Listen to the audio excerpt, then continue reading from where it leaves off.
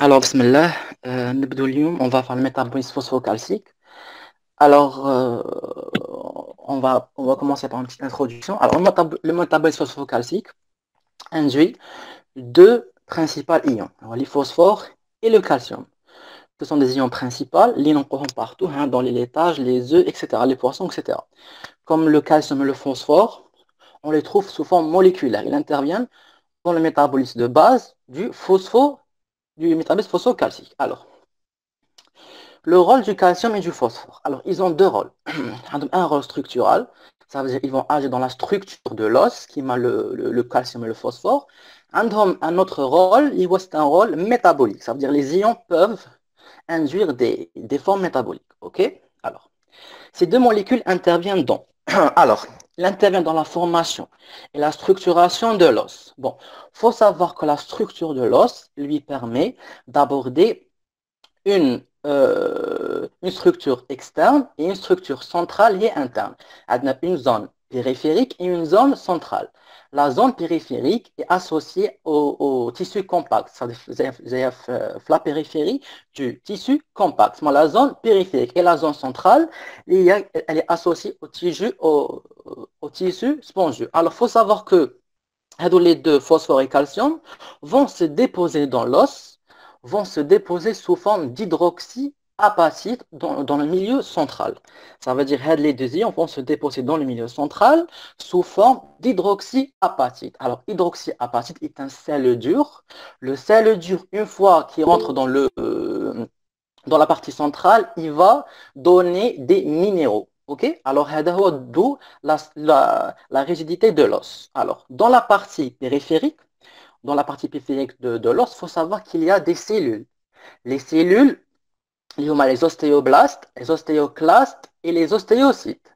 Les ostéoblastes, c'est des précurseurs, tu les ostéocytes, et les ostéoclastes, ce sont des rongeurs. Alors, les ostéoblastes et les ostéocytes, ce sont les principales cellules qui fabriquent les fibres de collagène. C'est une protéine fibreuse. La fibre de collagène, elle est constituée d'un enchaînement de protéines, spécifiquement l'hydroxyproline. L'hydroxyproline est un constituant de la protéine fibreuse, la fibre de collagène de type 1. L'hydroxyproline, la structure taha, elle lui permet de fixer les deux ions, le calcium et le phosphore. Donc, puisqu'elle peut fixer les ions et le calcium, on a deux sources. Tu as le calcium, on a une source centrale et on a une source périphérique. Ça veut dire que la centrale va synthétiser sous forme d'hydroxyapatite et la centrale la périphérique va synthétiser sous forme d'hydroxyproline. OK? Le premier rôle ou la première intervention, tu as les deux molécules, soit le phosphore ou le calcium. La première, c'est la structuration. Puisque les sels vont être déposés, il va être structuré et va être rigide, peut supporter les chocs, etc. Alors, la perméabilité et les propriétés électriques de la membrane. Il faut savoir que les deux ions interviennent dans des membranes. Alors, les membranes, le phosphore et le calcium. Il faut savoir que le calcium est un ion extracellulaire euh, qui se trouve à l'extérieur de la cellule. C'est un ion extracellulaire, il est chargé positivement. Donc, qu'est-ce qu'il va faire? Il va positiver le milieu extracellulaire, c'est-à-dire le milieu extracellulaire positif, un milieu positif. Donc, le mode de transport, donc, c'est la transmission synaptique. Et elle fait intervenir la molécule de Ca2+, le calcium. Et en intercellulaire, le phosphore est une molécule intercellulaire, c'est un ion intercellulaire, donc il est chargé négativement. Dans son rôle, il va charger la cellule en intracellulaire négativement. Alors, on le trouve dans un potentiel de repos, par exemple. Alors, vous avez vu qu'on a deux interventions dans les deux molécules. La première, la structuration de l'os via l'hydroxyproline et l'hydroxyapatite de forme centrale périphérique. La deuxième, c'est la perméabilité. Le phosphore interagit dans les milieux intracellulaires. Oui. Alors, le calcium et le phosphore, ce sont les ions nécessaires dans ce métabolique. Alors, on les trouve sous forme moléculaire, ça veut dire que ce sont des ions. Ils sont ils ont un rôle fondamental dans la structuration de l'os, hein, la charpente du corps, et Adna, elle a un rôle métabolique comme le phosphore et le calcium induit des réactions métaboliques. On a vu précédemment, les deux molécules interviennent dans plusieurs phénomènes, la formation et la structuration de l'os. On a dit que l'os, la structuration de l'os physiologique lui permet d'avoir deux zones, une zone centrale, une zone périphérique. La zone centrale, qui est la zone périphérique au-dessous du tissu compact. Le tissu compact, il est là. Alors, en haut, la zone externe, fiha des cellules, les ostéoblastes, les ostéoclastes et les ostéocytes. Les ostéoblastes, ce sont des précurseurs des ostéocytes après maturation, par des facteurs de maturation, l'inflammation extracellulaire. Les ostéoclastes sont des rongeurs de cellules, de l'os. Et les ostéocytes et les blastes peuvent synthétiser la fibre de collagène. La fibre de collagène, qui est une protéine en forme fibreuse, la protéine, elle a des acides aminés, mais principalement, elle a de l'hydroxyproline. L'hydroxyproline, la nature physiologique, elle lui permet de fixer les deux ions. Donc, elle a une source de calcium aussi, et de phosphore. Et elle a la partie centrale.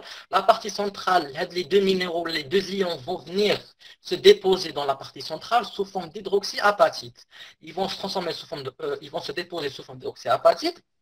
Alors, c'est un sel dur, il va se déposer et former des minéraux. Ça, c'est le premier, ou la première intervention de l'os ou du phosphore. Alors, la deuxième, c'est la perméabilité et la propriété électrique des membranes. Alors, il faut savoir que les deux ions le calcium et le phosphore, ce sont des ions qui interviennent dans le système membranaire. Donc, le calcium, c'est un ion qui se trouve en extracellulaire, il est chargé positivement, donc il va rendre le milieu extracellulaire positif. On trouve ça où dans la transmission synaptique. Le phosphore, on le trouve en intracellulaire. Alors, il est chargé négativement. Alors, il va rendre le milieu intracellulaire négatif. On le trouve dans le potentiel de repos. Alors, ça, c'est pour la perméabilité et la propriété électrique des membranes. Vous voyez que dans les deux molécules, ils vont intervenir dans plusieurs réactions, soit de l'os, physiologique, immunologique, partout. Ce sont des molécules fondamentales. Alors, c'est des molécules qui interviennent dans la réaction enzymatique, comme des cofacteurs de la glucolyse, la sécrétion hormonale, la coagulation lors de l'hémostase primaire. Lors de l'hémostase primaire, l'ion de calcium est fondamental. La contraction musculaire aussi. Là, vous voyez le phénomène d'hémostase primaire et la contraction musculaire. Alors, mais ils doivent être maintenus dans des limites de normalité de ces fonctions. Ça veut dire que le phosphore et le calcium, malgré leurs bénéfices dans le corps, ils doivent être dans des limites, dans les normes. Sinon, si c'est moins, c'est pas bien. Si c'est plus, c'est pas bien aussi. Ça doit rester dans la physiologie normale. Non, on parle de la physiologie normale, on parle pas de la physiologie d'une femme enceinte ou d'un petit garçon. On parle la physiologie normale de l'os. Alors, la régulation du métabolisme phosphocalcique. Alors, le maintien de l'homéostasie se fait par... Non. Alors, on a dit que le maintien de l'homéostasie se fait par régulation de l'absorption intestinale rénale de l'os. Nous devons savoir que le mouvement et le contrôle des ions se fait os, rein, intestin. Il faut prendre ça en tête. Le mouvement du calcium phosphore entre les trois organes, c'est os, rein et intestin. Maintenant, qu'est-ce qu'on peut déduire de ça? Alors, la régulation de métabolisme calcique se fait par principalement trois hormones. Il y a la vitamine C, la calcétonine et la parathormone et la PTH, sécrétée par la parathyroïde. Alors, non, la régulation se fait par trois hormones principales, mais il y a d'autres hormones, on va les voir après. Il y a plusieurs hormones, mais principalement, ces trois hormones cibles, il y a la calcétonine, la vitamine D et la parathormone, la PTH. Alors, la parathormone, on va en parler brièvement, parce qu'après, on va la voir en détail. La parathormone, c'est une hormone peptidique. Elle est sécrétée par les glandes parathyroïdiennes. La glande parathyroïdienne se trouve en arrière de la glande thyroïde. Ça veut dire, on va trouver 4, elle est de l'ordre de 4 à 8. Soit on la trouve de 4, soit on la trouve de 8. Quand il y a des gens, ils ont 8 parathyroïdies. Aussi, les nouvelles recherches pour l'oublier, les glandes parathyroïdiennes, mais qu'est-ce que la thyroïde? Pourtant, ça s'appelle parathyroïde, mais ça existe dans plusieurs compartiments du corps. Bon, ça reste à désirer. Alors, les 4 para les 4 parathyroïdiennes, des fois, il y a un dysfonctionnement de ham. Ça veut dire qu'il y a un dysfonctionnement de la paroi thyroïdienne. Soit il y a une hyperplasie, un adénome, etc. Donc, soit elle émet beaucoup de PTH, ça veut dire qu'elle va sécréter beaucoup de PTH suite à une pathologie ou là, un adénome ou là, elle va sécréter beaucoup de PTH, soit elle va sécréter moins de PTH. Donc, il faut savoir que la parathormone, elle a un effet, ça veut dire que la parathormone va venir dégrader l'os. Comment? La parathormone va venir signaler les ostéoblastes, va venir stimuler les ostéoblastes. Les ostéoblastes vont activer et vont émettre des interleukines de type 6. Les interleukines de type 6 vont venir stimuler les ostéoclastes. Les ostéoclastes vont venir détruire l'os pour déduire du calcium. Donc le but de c'est l'os ou non. Le but de c'est le calcium. Donc non, puisqu'on a une PTH élevé, normalement, on a un taux de calcium élevé. Et si on a une PTH basse, le taux de calcium est bas. Donc, maintenant, une PTH élevée représente une hyperparathyroïdie. Ça veut dire qu'on a une hypersécrétion de la PTH, une hypersécrétion, un hypertravail de la PTH va induire une sécrétion importante de le calcium. Alors, le calcium qui est important dans le sang, qui va radifier les normes, ça va venir faire des problèmes. Par exemple, qu'il y a une glycolyque néphritique, athérosclérose, système nerveux électrique bas, fatigue chronique, système électrique bas. C'est une panoplie de symptômes. Donc ça, gardez en tête, l'hyperparathyroïdie, elle est associée à une hypersécrétion de la PTH, donc ça suit une hypersécrétion du calcium, ça va induire ces symptômes-là. Alors, la parathyroïdie, on a ça chez les personnes qui ont des adénomes ou des hyperplasies. Donc, le seul moyen, c'est de faire une échographie et faire l'ablation de la glande qui est malade, c'est-à-dire la glande qui a un problème. Sinon, au contraire, on a l'hypoparathyroïdie, qui est une PTH moins importante, c'est-à-dire une PTH rapta, et le calcium aussi radihbat. Donc, le calcium qui est radihbat, donc on a une une hypocalcémie. L'hypocalcémie, on doit la substituer par un calcium, sinon, la cause c'est le syndrome de George. Une hypocalcémie néonatale ou des fois, quand on dit une chirurgie à la thyroïde, le chirurgien peut endommager les glandes parathyroïdiennes parce qu'elles sont petites. Donc, elle peut avoir une origine post-opératoire. Donc, non, on a l'hypoparathyroïdie, elle est dite primaire. Elle est primaire parce que la glande en elle-même, elle est malade. Alors, on a la secondaire et la tertiaire. Alors, la parathyroïdie secondaire et tertiaire, on a fait un peu primaire sur la tertiaire. La primaire, la PTH, elle est élevée, la calcémie, elle est élevée. Alors, la secondaire, elle est due à une autre pathologie externe. Ça veut dire, non, on a la PTH élevée et la calcémie, elle est basse. Pour reconnaître une secondaire, ça veut dire qu'on a une PTH élevée et une calcémie basse. La tertiaire, on a une PTH élevée et une calcémie normale. Pour différencier les 3 problèmes de la glande parathyroïdique. Okay, alors ça, c'est pour la PTH. Alors, on a la calcitonine. La calcitonine aussi, c'est une hormone peptidique. Elle est sécrétée par les cellules séclaires parafolliculaires dans la glande thyroïde. Donc, la calcitonine, on la dose pour voir s'il n'y a pas de cancer médulaire de la thyroïde. Et aussi, pour surveiller les patients qui ont un traitement contre ça et pour vérifier une éventuelle rechute. La calcitonine, très importante. Alors, la vitamine D est une vitamine active. On la trouve dans l'alimentation et dans le contact du soleil. C'est-à-dire, quand on va gagner de la vitamine D. 15 minutes, c'est suffisant pour gagner de la vitamine D. Alors, la vitamine D, on la dose pour voir les pathologies de l'os. Parce que intervient dans intervient dans les minéraux de l'os. C'est-à-dire, elle va donner de la force, de la rigidité à l'os. Alors, métabolisme phosphocalcique, on va commencer par le calcium. Alors, on a vu ça. Alors, le calcium, l'organisme contient 1,5 kg de calcium. Ça veut dire que le corps, c'est comme 1,5 kg que de calcium. kilo à 1,5 kg de calcium. 99% du calcium est déposé sous forme d'hydroxyapatite. 99% du calcium est déposé sous forme d'hydroxyapatite dans le squelette. Ça veut dire la majorité écrasante du calcium est déposée sous forme d'hydroxyapatite dans le squelette. 1% l'IPRA, il est réparti en intracellulaire et en extracellulaire. Ça veut dire, maintenant, le calcium, avec l'1%, parce que 99%, ça, il est dans le squelette. Alors, le tissu, l'os, même si l'os est un tissu vivant qui peut fixer le calcium.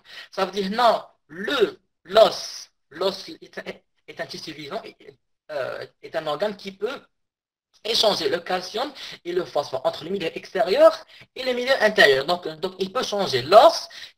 Par exemple, le milieu extérieur du calcium. Il va demander de l'os. Lorsque c'est le calcium, il va demander du milieu extérieur ou l'intérieur. Donc il a un échange binatome. Donc l'os est un organe vivant qui peut échanger le calcium et le phosphore qui mahab, mais à des doses précises.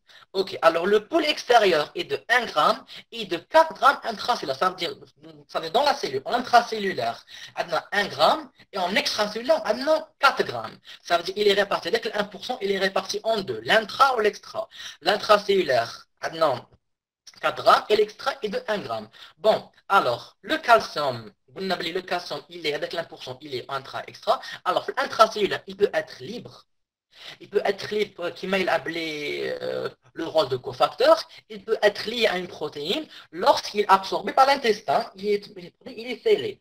Le calcium, il peut être sous forme d'extracellulaire. L'extracellulaire, il peut prendre trois formes. Soit il est libre, et c'est la forme active du calcium. La forme libre est une forme active du calcium. Et la forme et le calcium lié à un ion, ça veut dire soit citrate, phosphate, lactate, et sulfate, il lie un ion, parce qu'il peut lier un ion, parce que le calcium est positif, et les trois ions sont négatifs. Donc, il peut se lier avec un négatif, et ça peut être un calcium lié à un anion. Alors, les deux formes libres et liées à un anion, c'est des formes, ils sont ultra filtrables, et ils sont ultra diffusables, ça veut dire qu'ils peuvent diffuser des membranes et ils sont filtrés par le rein.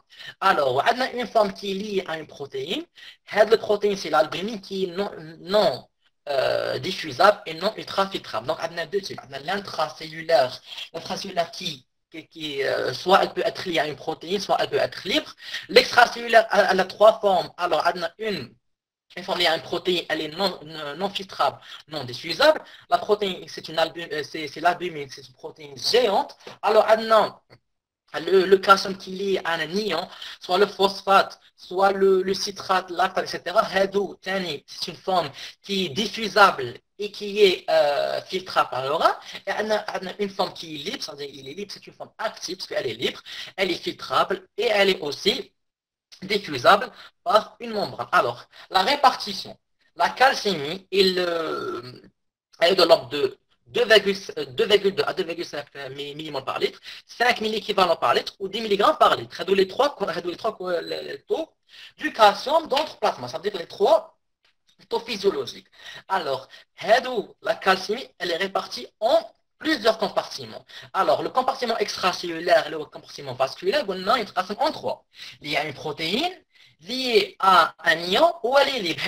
Elle constitue la calcémie. Alors, on a elle est liée à une protéine liée à l'albumine. Elle représente 40% et elle est non diffusable et non filtrable. Et la partie qui est libre et qui est liée à un anion, c'est une partie qui est diffusable et filtrable. Néon, elle est représentée à 10%, et la grande majorité qui est libre et qui est active, liée à la forme libre.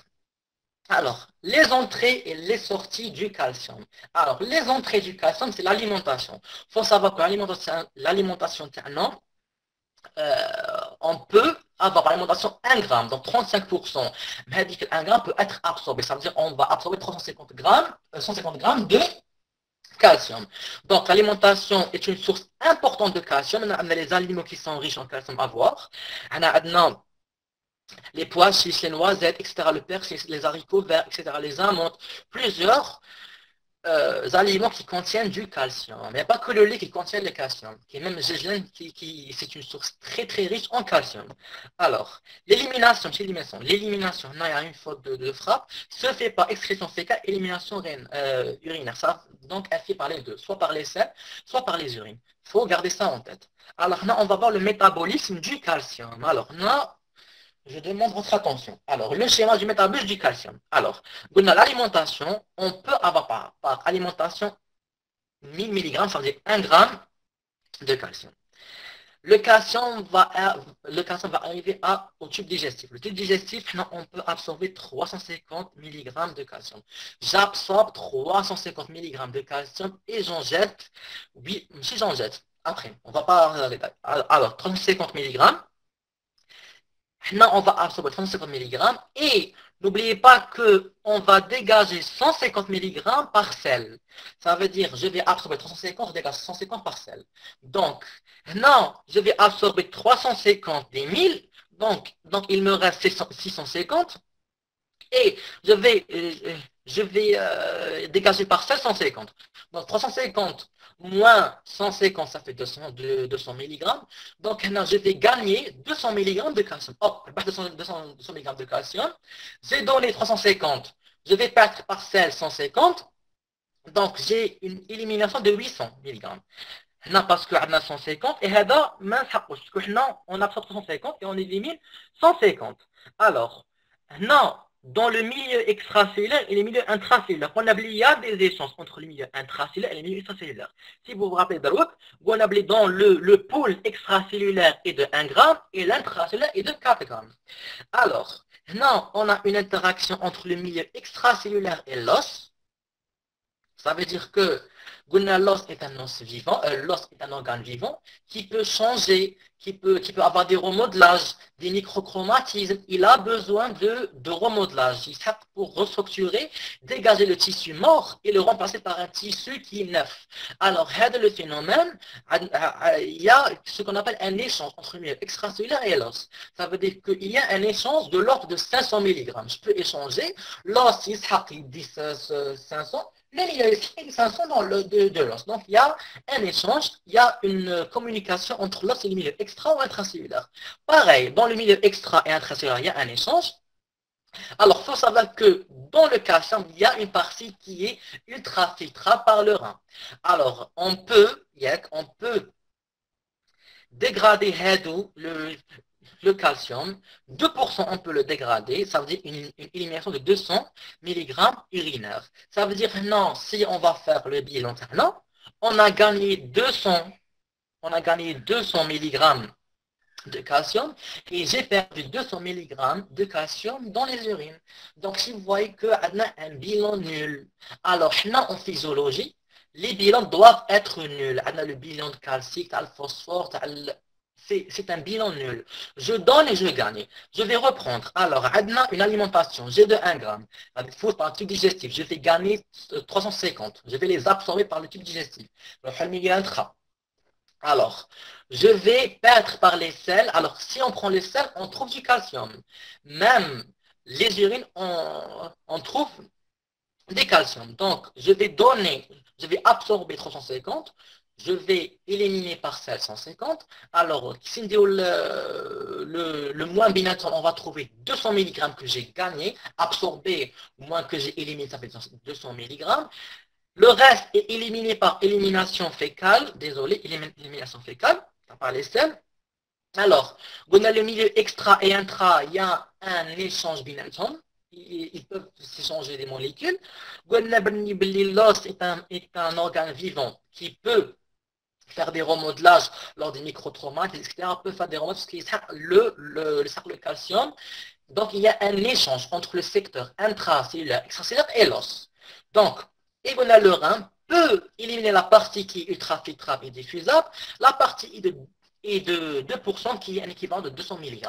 Donc maintenant, j'ai gagné en apport 200 mg lors de l'absorption et lors de l'élimination fécale, et maintenant j'ai perdu 200. Donc le bilan du calcium est un bilan nul. Tout bilan en physiologie est un bilan nul. Non, je ne parle pas d'un individu en croissance. Non, on parle d'un individu qui est physiologiquement normal. Ça veut dire mais une croissance. C'est une physiologie normale. C'est ça le métabolisme du calcium. Alors, maintenant, on va voir le phosphore. Alors, le phosphore, le poids total c'est de 800 mg dans le secteur de l'organisme. C'est un équivalent de 200 millimoles par litre. Alors, la plus grande partie du phosphore est déposée sous celle des oxyapatites qui contribuent à la structuration de l'os.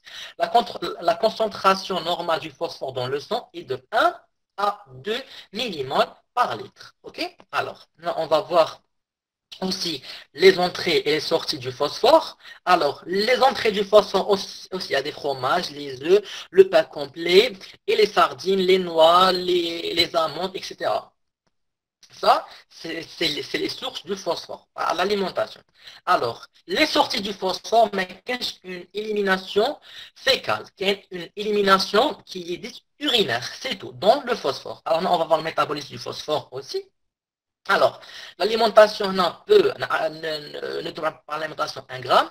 Là, je vais venir dans le tube digestif, je vais absorber 650. Attention, il n'y a pas d'élimination fécale. Une élimination fécale, non. Adna, direct, elle est absorbée par le milieu extracellulaire. L'extracellulaire, intracellulaire, il y a une interaction, l'interaction intra-extracellulaire. L'os aussi, besoin de remodelage, le phosphore contribue à la structuration de l'os. Donc, il y a un échange de 250 mg entre l'os et le secteur intracellulaire et extracellulaire. Le rat aussi peut filtrer la partie qui est non filtrable, la partie filtrable et diffusable, qui est de 10%. Donc, non, c'est la même chose. Le bilan est la même chose. Je vais gagner 650, je vais absorber 650 et je vais éliminer 650. C'est un bilan nul. C'est ça la physiologie phosphocalcique. Alors, le métabolisme de l'os. Là, on va s'intéresser au métabolisme de l'os. Alors, le tissu osseux est constitué d'une matrice. Bon, ça, c'est facile. Alors, la matrice est constituée d'une fraction organique, ça veut dire la matrice, il y a les fibres de collagen type 1. Mais il y a que ça, il y a les facteurs de croissance qui vont contribuer à la croissance des ostéoblastes. Ben, chez le ostéocyte, il faut des facteurs de croissance cellulaire. Et les cytokines, sont impliqués dans le phénomène de la destruction osseuse, c'est-à-dire les ostéoblastes vont synthétiser des interleukines de type 6, ce sont des cytokines, vont activer les ostéoblastes, pour eux vont favoriser la destruction osseuse pour libérer du calcium sous l'hormone de la PTH. Donc on a des cytokines, communication entre ici le ostéoblast, ostéocyte, ostéoblast, ostéoclaste, les facteurs de croissance qui vont maturer les ostéoblastes en ostéocytes, désolé. Alors, le rôle dans les métabolismes de l'os, alors les propriétés. L'os a une certaine rigidité, lui permet des mécaniques, elle a une force mécanique, il résiste au choc, il résiste au poids, donc le poids, il résiste à la motricité, etc., etc. La protection des organes vitaux. L'os, il représente la charpente du corps. OK? Le rôle métabolique, l'homéostasie phosphocalcique, ça veut dire qu'il faut considérer que l'os est l'origine du calcium. On peut avoir le calcium de l'os parce que c'est un organe vivant qui peut avoir des échanges, qui peut avoir des affinités avec les autres organes et les autres secteurs intra-extra-cellulaires et les autres matrices. Donc l'organe, il faut considérer que c'est un organe qui est très très homéostasique, surtout dans la phosphocalcie. Alors, là, on va rentrer dans la régulation de ce métabolisme qui est intéressant. Alors, la régulation hormonale, on a trois régulations. On a une régulation par les hormones. Alors, la régulation hormonale, on a trois hormones principales. On a la parathormone, la vitamine D et la calcitonin. Là, on va voir chaque hormone et son rôle dans les trois compartiments des gonades bilaires. Le mouvement des ions du phosphore et du calcium, le contrôle calcium se fait par rein, intestin et, rein, intestin et l'autre. Alors, la parathormone est sécrétée par les glandes parathyroïdiennes. Ça veut dire, non, la parathormone, la parathormone, c'est la glande parathyroïdienne. La parathormone, ce sont des hormones qui se situent derrière la glande thyroïde. Ce sont de l'ordre de 4 à 8, ça veut dire soit comme précédemment. Alors, on a deux types de cellules. On a les cellules principales et les cellules oxyphiles. Les cellules oxyphiles ont un rôle précis actuellement. Ils n'ont pas de rôle actuel, mais les recherches sont en cours pour voir le rôle des oxyphiles dans la régulation hormonale. Les PTH, on a deux types. On a la cellule oxyphile et principale. Dans la cellule principale, on a deux types. On a les cellules principales qui sont claires. En microscopie électronique, vous voyez que les cellules principales claires, elles sont claires et les cellules principales, elles sont sombres. Donc, il y a deux types, il y a sombre et les claires. Alors, les claires, les cellules principales claires sont vidées de la PTH. Ça veut dire qui fait quoi elle est remplie, mais elle boule au vide. Elle s'est vidée de la PTH. Et la cellule principale, elle est remplie d'hormones de PTH.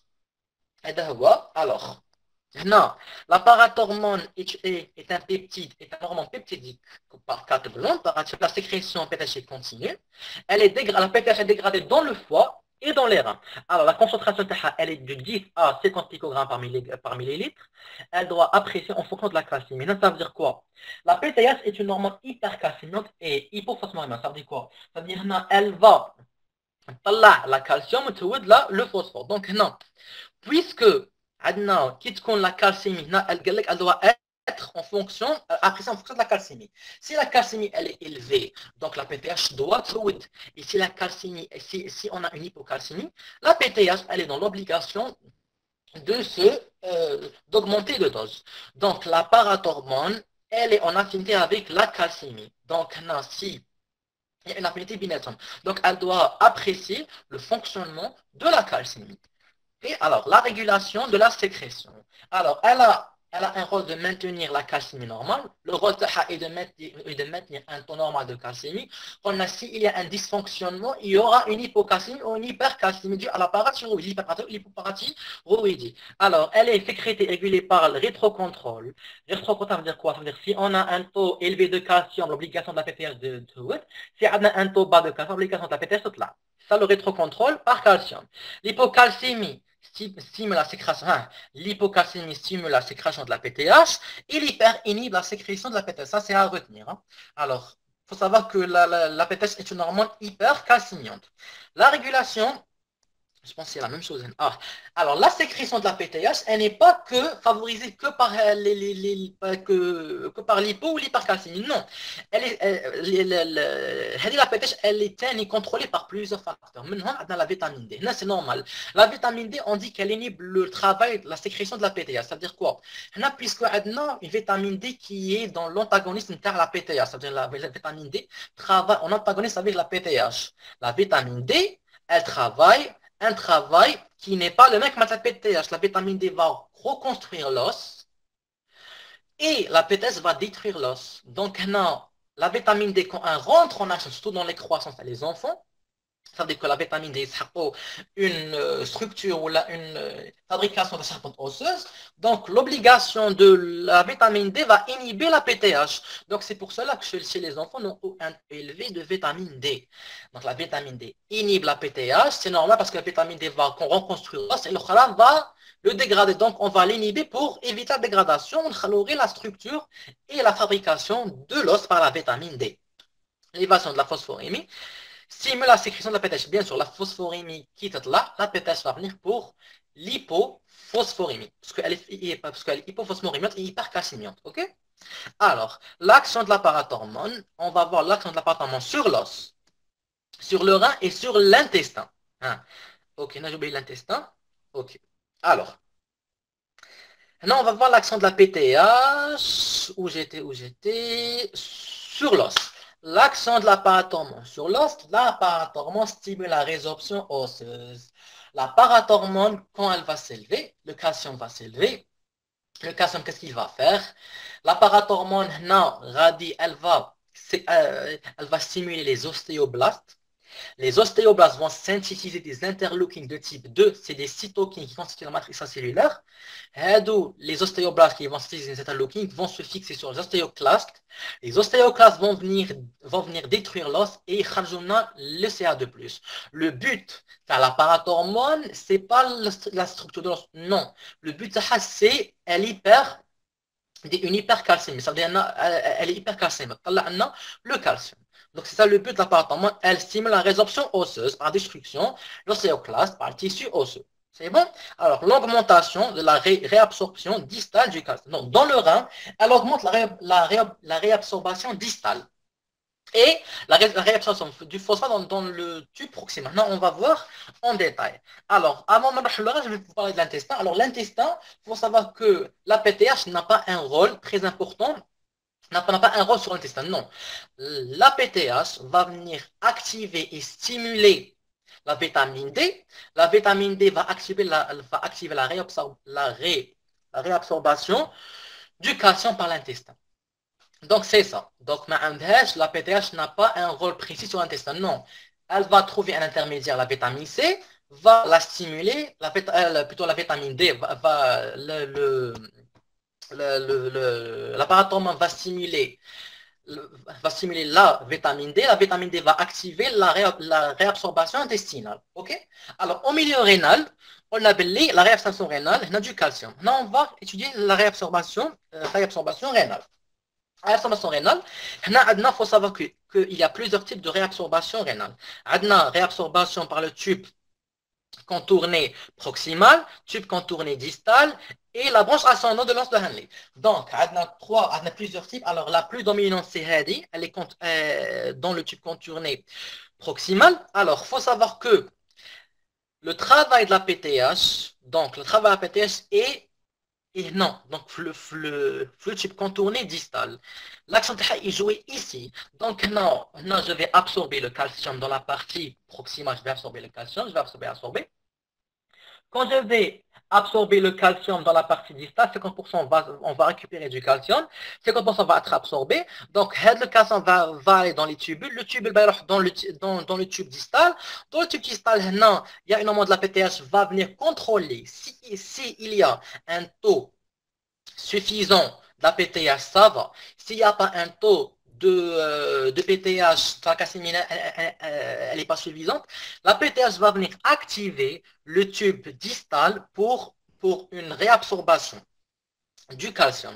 Donc, non, on dit que le tube contourné travaille toujours, mais le tube distal, non. Il dépend du contourné. Donc, s'il y a du contourné distal, alors s'il y a une quantité suffisante dans le tube contourné proximal, le tube contourné distal ne va pas être stimulé. La PTH ne va pas stimuler, mais si il encore du calcium, elle va être stimulée et active la réabsorption. هذه pour la réabsorption rénale. على بها قلنا augmentation de la réabsorption distale du calcium. Inhibe la réabsorption. On va voir le phosphore de l'eau. Alors le phosphore aussi. Alors il faut savoir que le phosphore c'est une molécule abondante dans le corps. Donc c'est pour cela qu'il est régulé dans le tube contourné proximal. Donc on a une réabsorption. Il faut savoir que je vais réabsorber. Alors, si la quantité est satisfaisante, ça veut dire que la PTH va venir inhiber le travail. Ok, non, la PTH elle va inhiber la réabsorption. Non, elle va activer la réabsorption s'il n'y a pas un taux suffisant. Non, elle va l'inhiber quand la satisfaction a le taux du calcium dans le sang. Non, c'est pour l'action sur le rein.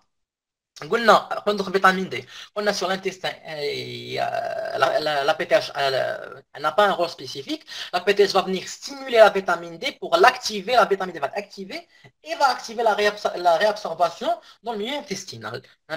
Une interaction spécifique à la fois. La vitamine D est une vitamine liposoluble qui est apportée par l'alimentation et qui est apportée aussi par le contact des UV. C'est-à-dire, si on a un contact par les UV, on va synthétiser de la vitamine D. C'est pour cela qu'il est recommandé de rester 10 minutes à 15 minutes devant le soleil en exposant 25% de la surface cutanée non, et rester 15 minutes si on est normal. Alors, si la personne elle est obèse ou la personne elle est un petit peu brune, on va augmenter à 20 minutes. Donc non, elle va synthétiser de la vitamine D, soit par le contact des UV, c'est-à-dire le cholécalciférol, va subir une première hydroxylation dans le foie. Le cholécalciférol va subir une première dans le foie, va dérouler 25 hydroxycalciférol. Le 25 hydroxycalciférol va subir une deuxième hydroxylation dans le rein, va devenir un 2 dihydroxy Dihydroxycholécystérol, c'est la forme active d'une vitamine D. C'est ça la synthèse, donc par la synthèse cutanée ou alimentation. Donc, soit elle est apportée par alimentation, soit elle est apportée par le contact des UV, par contact cutané. Alors, quand on a les vitamines, une vitamine liposoluble, les vitamines liposolubles, c'est l'A, DEK. l'ADEK, c'est les quatre vitamines qui sont liposolubles. Alors, elle va être synthétisée en contact des UV. Qu'on appelle le cholécalciférol va subir une première hydroxylation dans le foie. L'autre fois, il y a 25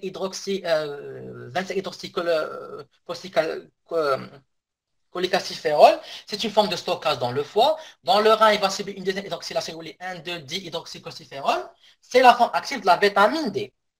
Alors, un tiers des besoins est apporté par l'alimentation et deux tiers des besoins elle est apporté par les contacts des UV. Alors, on a le métabolisme de la vitamine D. Comme j'ai cité, comme soit soleil, soit alimentation. Alors, on a de la peau, on a de la première hydroxylation, elle va être stimulée par l'enzyme 25 hydrolase. 25 hydrolase, c'est la transformation du cholécalciférol en 25 hydroxycalciférol, c'est la forme de stockage. Par l'enzyme 25 hydrolase. Donc, du cholécalciférol au 25 hydroxycholécalciférol par c'est la première hydroxylation par le 25 hydroxylase. Ok, c'est la première enzyme. Elle est non régulée, elle n'est pas soumise à régulation. Alors la deuxième correspond à la transformation du 2-hydroxychlorocalciférol en 1,2-dihydroxycalciférol. Elle est stimulée par l'enzyme alpha hydroxylase. alpha hydroxylate déjà. Le foie, le rein, la réaction, elle est stimulée par la PTH, pas par la PTH. L'enzyme, elle est stimulée par plusieurs non. Une hypocalcémie peut stimuler la réaction. La PTH stimule la réaction. Un taux bas de phosphore stimule la réaction et un taux bas de vitamine D en elle-même stimule la réaction. Donc, l'enzyme alpha hydroxylase est stimulée par la PTH, calcine, phosphorémie et la vitamine D. Vous n'avez le cholécalciférol, la première hydroxylation en 25 hydroxycalciférol, elle se fait par les 25 hydroxylases. Du 2-hydroxycalciférol en vitamine D acide, elle se fait par alpha hydroxylase. C'est le métabolisme du vitamine D. Elle est apportée soit par les vitamines alimentation, soit par le soleil ou par les contacts des UV, bien sûr. Régulation hormonale du vitamine D. Alors, l'action du vitamine D a une action spécifique sur l'intestin. Qui m'a dit la PTH va venir activer vitamine D la vitamine D va stimuler la réabsorption intestinale. Et on a expliqué. Stimuler la réabsorption intestinale du calcium aussi, on a expliqué. Alors, au niveau du rénal, stimule l'absorption proximale et phosphore qui m'a dit non.